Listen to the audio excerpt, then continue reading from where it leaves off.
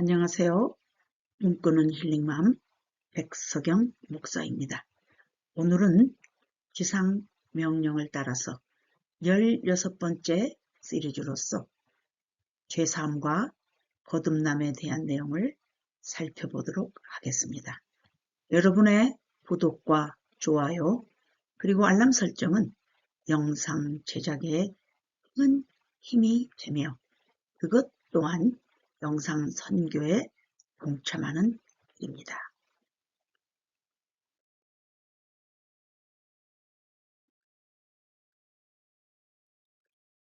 성경에서 말하는 죄사함이란 단순히 벌을 면하는 것이 아니라 하나님과의 깨어진 관계가 회복되는 것을 의미합니다. 그 뜻은 곧 죄의 빚을 탕감하고 죄인을 자유하게 하는 것입니다. 하나님께서 죄를 더 이상 기억하지 않으시는 상태를 말합니다. 예레미야 31장 34절에 내가 그들의 죄악을 사하고 다시는 그 죄를 기억하지 아니하리라 하셨습니다. 그러나 인간은 아담 이후 모두 죄 아래에 있습니다. 죄는 하나님과의 관계를 끊고 사망과 심판에 이르게 합니다. 따라서 죄사함 없이는 하나님께 나아갈 수 없습니다. 구약에서는 제사 제도를 통하여 죄가 덮이는 방식으로 다루어졌습니다. 그러나 이 피는 예수 그리스도의 영원한 속죄가 되지 못함을 성경은 밝힙니다. 이 모든 제사는 장차 오실 예수 그리스도의 생을 예표했습니다. 예수님은 완전한 속죄의 제물로 오셨기 때문입니다. 그분의 십자가 피는 인간의 죄를 단번에 그리고 완전하게 사하셨습니다. 예수님의 죽음과 부활을 믿는 자에게 하나님은 의롭다 하신, 즉 칭의를 선언하십니다.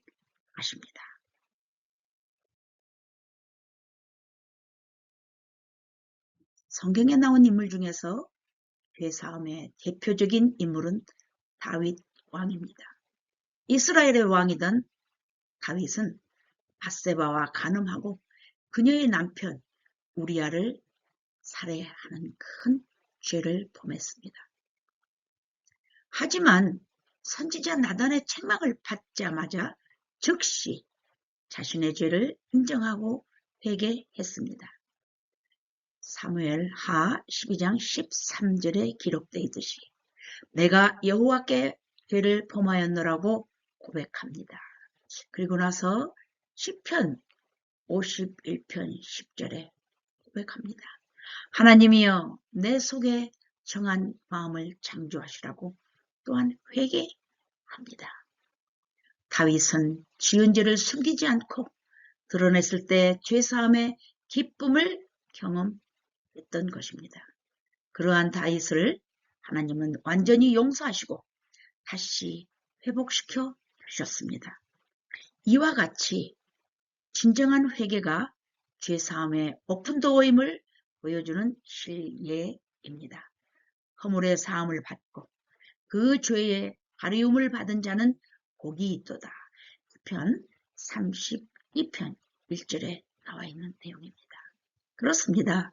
죄사함의 축복은 첫째로 하나님과 화목하게 되고 둘째로 양심의 자유를 갖게 되고 셋째로 성령의 내주함으로 네 번째 영생의 소망을 소유하게 됩니다. 또 다른 사람은 세리 삭개오입니다. 삭개오는 세리장으로서 탐욕과 불의한 돈으로 사람들에게 손가락질 받던 사람이었습니다.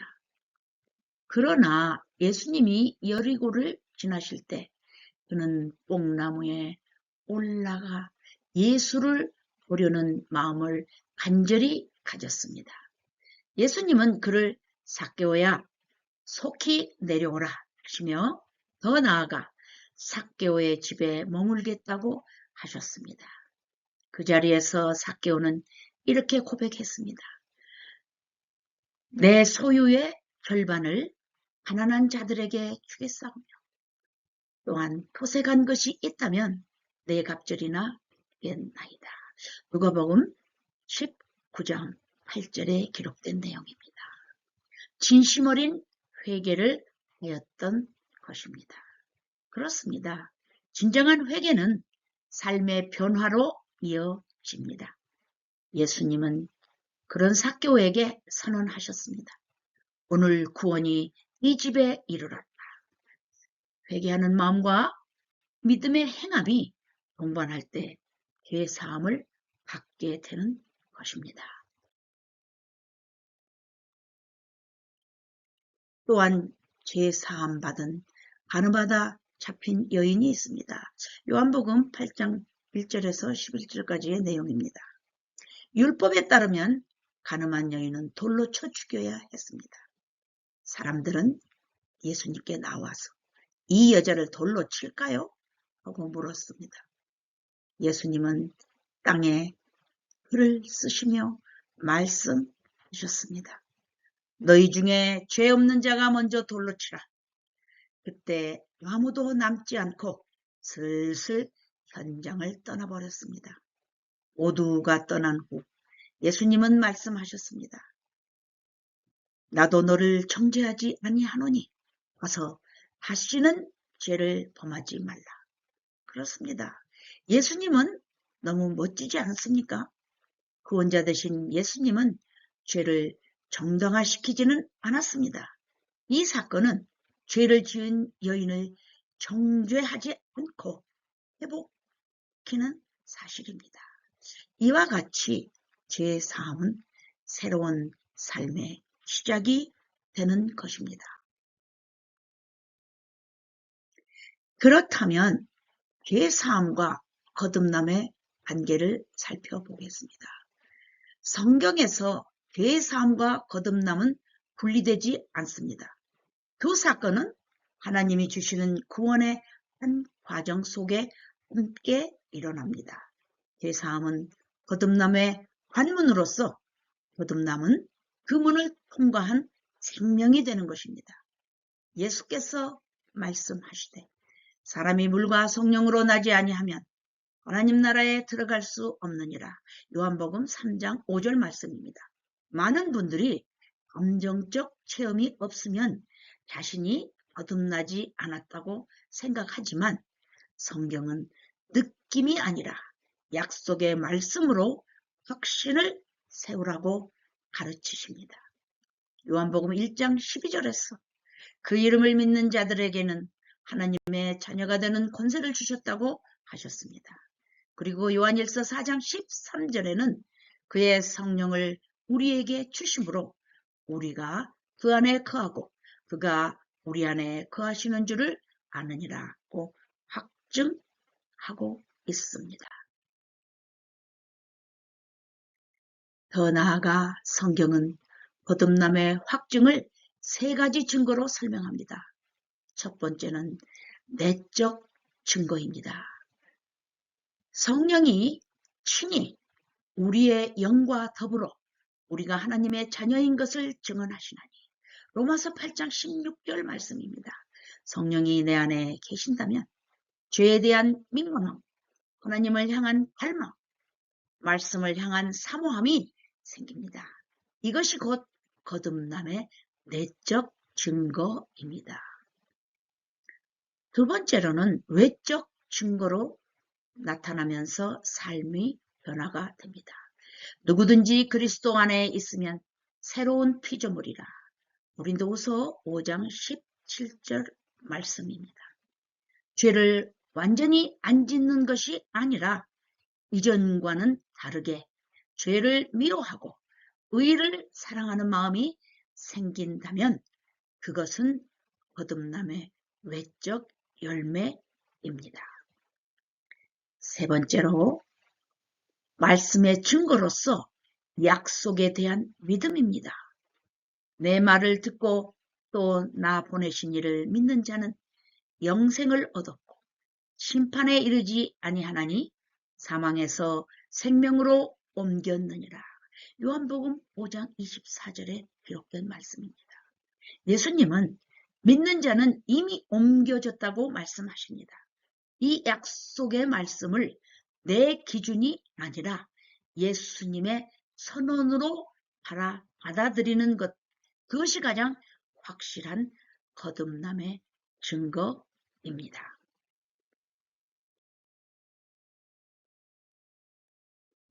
또한 죄사함과 거듭남의 관계를 좀 더 디테일하게 7단계로 나누어서 요약해 보겠습니다. 첫 번째, 죄사함은 거듭남의 시작이고 거듭남은 죄사함의 완성된 결과입니다. 두 번째로, 죄에 대한 태도 변화입니다. 거듭난 사람은 죄를 짓지 않는 완전한 존재가 아니라 죄에 대해 민감하게 반응하고 자백하며 돌이키는 마음을 가집니다. 세 번째로, 예수님과의 인격적 관계입니다. 예수님을 알고 있는 것과 믿고 따르는 것은 다릅니다. 거듭난 자는 예수님을 구세주이자 주인으로 모십니다. 그분을 신뢰하고 의지하는 관계가 중심이 되는 것이기 때문입니다. 네 번째로, 성령의 내적 증거입니다. 거듭남은 내 힘이 아니라 성령의 역사로 이루어집니다. 성령은 말씀을 깨닫게 하시고 죄를 깨우치게 하시며 하나님을 사랑하게 만듭니다. 다섯 번째로, 삶의 변화와 열매입니다. 거듭난 사람의 삶에는 작지만 분명한 변화의 흔적이 있습니다. 말이나 행동이나 관계나 가치관이 변하기 시작합니다. 이것은 나의 결심이 아니라 성령이 맺게 하신 열매인 것입니다. 여섯 번째로, 형제 사랑의 증거입니다.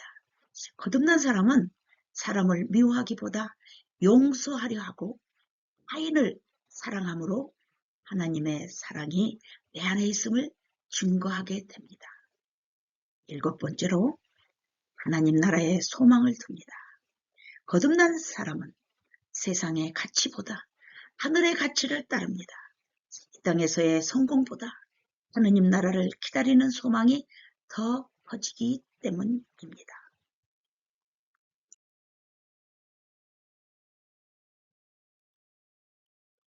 꿈꾸는 힐링맘을 요청해 주시는 믿음의 동역자 여러분께 요한일서 5장 13절에 있는 말씀, 너희로 하여금 너희에게 영생이 있음을 알게 하려 함이라는 말씀과 함께 여러분의 삶 가운데 하나님의 크신 사랑과 예수님의 무한하신 은혜와 성령님의 내주, 내재, 감동, 감화, 주심이 세심하게 역사하여 주실 것을 예수님의 이름으로 간절히 축원드립니다. 다음 영상에서 또 찾아뵙겠습니다. 샬롬.